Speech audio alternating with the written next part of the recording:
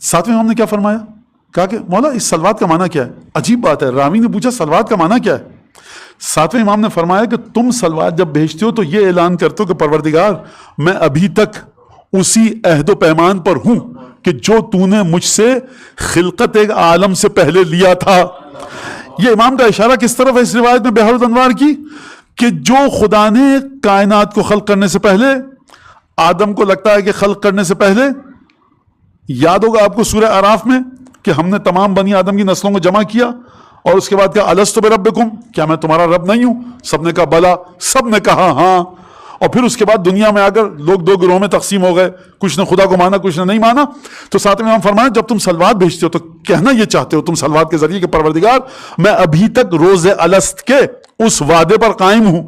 روز الست وعدہ لیا گیا تھا ربوبیت کا، صلوات میں ربوبیت کا ذکر نہیں ہے۔ اس کا مطلب یہ ہے کہ ربوبیت حقیقی کے ساتھ آپ اس وقت جڑیں گے جب ان 14 5 12 کے ساتھ جڑیں گے۔ آپ کیا سمجھیں گے ان ہستیوں کو کہ جن سے خدا ہے ان پر درود بھیج؟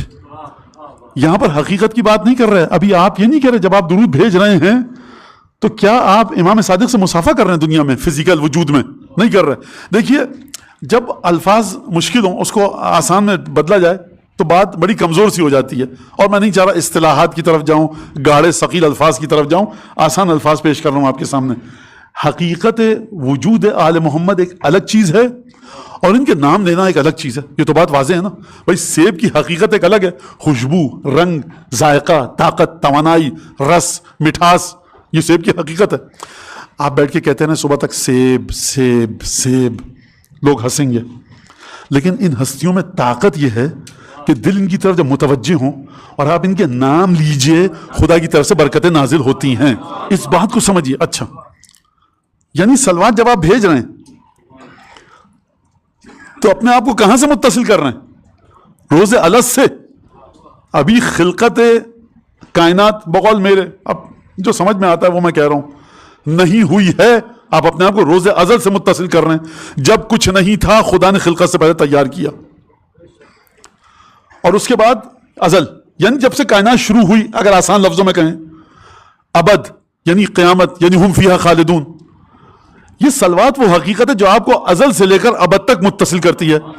ازل سے کیسے متصل کرتی ہے؟ فرمایا کہ دیکھو اس طرح سے کہ تم کہتے ہو کہ ابھی تک میں اسی وعدے پر ہوں۔ ابد سے کیسے متصل کرے گی؟ ہم فیہا خالدون۔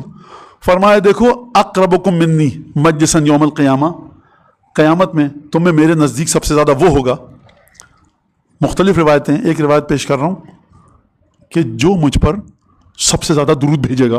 یعنی آپ کو یہ صلوات ازل سے بھی متصل کرتی ہے کہ جب کائنات شروع ہو رہی تھی تم اس وعدے پر ہو۔